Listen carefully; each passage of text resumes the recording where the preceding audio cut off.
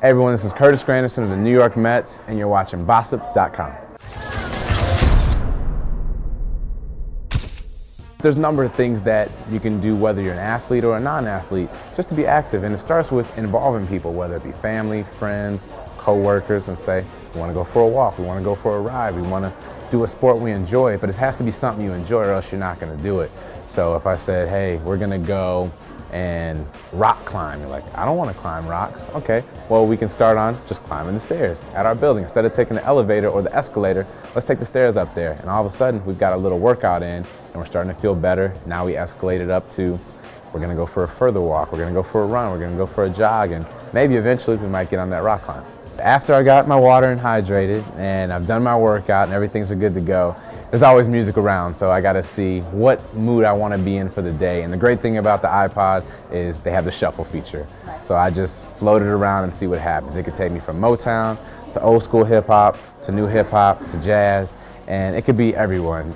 Literally, I'll be on there and Lisa could pop on there, to Belle Biv DeVoe, to Kendrick Lamar, to some Otis Redding, and depending on the mood, I'm either continually hitting play or go on repeat, or I'm hitting next. And it's not because I dislike it, just depending on that day, I might want to hear something a little different.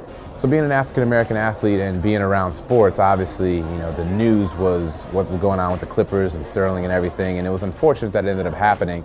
The commissioner over at the NBA had to make a very stern decision, which he ended up doing, and a lot of the people in the NBA supported it. Unfortunately, I don't play in the NBA, so I don't have a 100% opinion on exactly what happened or his background. I've never met the gentleman before, but it was an interesting course of events, from what led up to it, the results because of it, and ultimately everybody getting back to just playing basketball again, especially at the most important time of the season when it's the playoffs and the fans enjoying it. That's what everybody's looked forward to. They've played an entire season to see who could be the best team, and ultimately we'll find out who that is when it's all crowned under the NBA championships.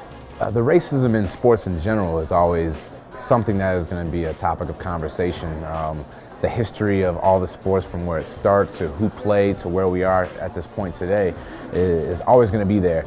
In baseball especially, there was a point in time where African Americans and minorities couldn't play Major League Baseball, and then obviously Jackie Robinson came in, broke the color barrier, and opened that door for a number of people, not just African Americans, but Latin American players, Asian-born players, players from all over the world. And I've been very fortunate to get a chance to be a global ambassador for Major League Baseball to help promote the game, and I've traveled all over the world to do those amazing things. The cool thing about the game is once you do finally get a chance to play it, whether you dislike a person because of the color of their skin or different things like that, when you're out there playing, you just want to see your team win. And that's been one of the things I've learned at a very young age in this game and playing all over, that did our team beat your team? That's all I care about. We don't care where you guys are from, let's go out there and play and have a good time.